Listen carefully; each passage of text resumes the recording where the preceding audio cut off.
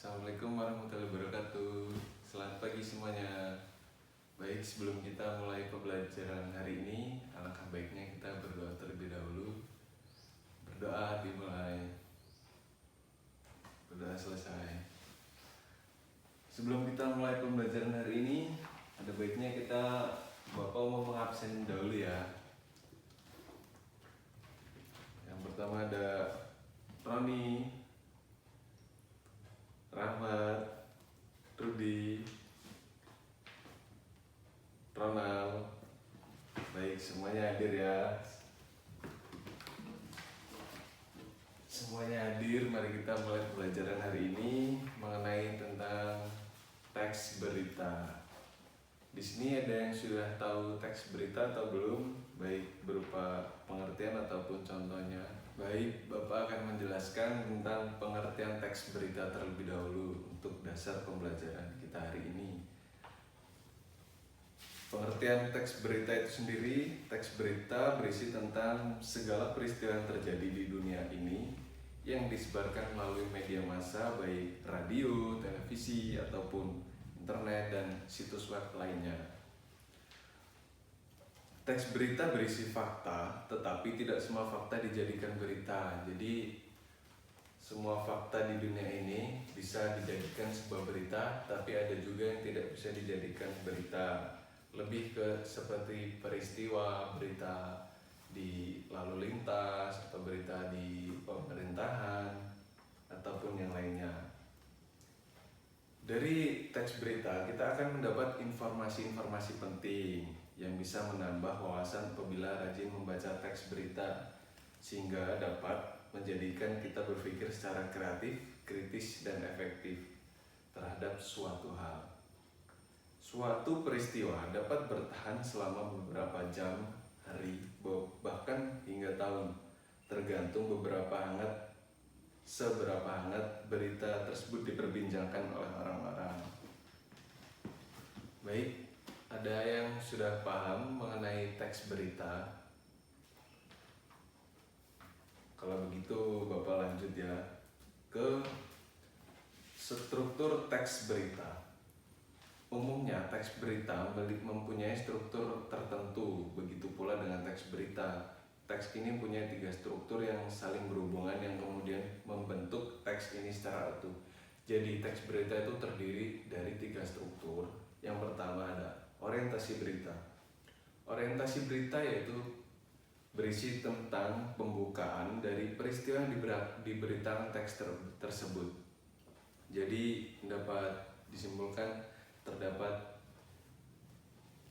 peristiwa yang diberitakan dalam sebuah berita untuk mengawali sebuah teks berita. Yang kedua ada peristiwa. Peristiwa tentu di sini berisikan tentang topik dari berita tersebut yang diberitakan oleh media baik di radio, TV ataupun media massa lainnya. Yang ketiga ada sumber berita. Di balik sebuah peristiwa pasti ada sumbernya, yaitu dari mana peristiwa tersebut berasal ataupun muncul. Karena sumber berita tidak selamanya ditulis di bagian akhir berita. Terkadang di orientasi itu sudah terdapat sumber berita tersebut. Baik, sampai sini ada yang ingin ditanyakan? Kalau tidak ada, bisa Bapak lanjut. Lanjut kepada kaidah kebahasaan. Ciri kaidah kebahasaan teks teks berita yaitu terdapat keterangan, verba pewarta, dan verba transitif. Untuk lebih pahamnya, selanjutnya masuk ke tujuan teks berita. Tujuan untuk apa dibuatnya teks berita itu dibentuk oleh penulis, yaitu untuk menyampaikan kepada para pembaca, pendengar, dan lainnya tentang informasi yang penting. Jadi tujuan ini berisi tentang informasi yang layak untuk disampaikan kepada pembaca, pendengar, ataupun penikmat lainnya. Masuk ke fungsi dari teks berita untuk mengetahui informasi terbaru masa kini yang diberitakan secara langsung. Jadi fungsinya itu untuk mengetahui informasi yang layak untuk disebarluaskan di media massa dan diberitakan secara langsung. Terlepas dari fungsi dan tujuan, teks berita memiliki ciri-ciri. Terdapat ciri teks berita yang baik dan benar. Yang pertama, yang diberitakan merupakan suatu hal yang faktual, bukan opini dan gagasan penulis saja. Yang kedua merupakan peristiwa yang jarang terjadi, bukan sesuatu yang umum terjadi setiap hari. Yang ketiga, aktual, yaitu peristiwa yang diberitakan masih segar dan baru terjadi, bukan peristiwa lampau.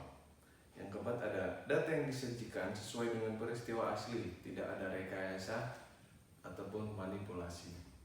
Yang kelima bahasa yang disajikan menarik dan dapat mengikat minat pembaca. Jadi bahasa yang digunakan harus menarik dan dapat dinikmati oleh para pembaca.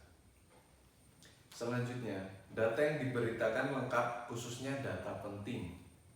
Data penting di sini maksudnya data yang disampaikan itu seharusnya meliputi aktual dan begitu adanya, tidak ada rekayasa.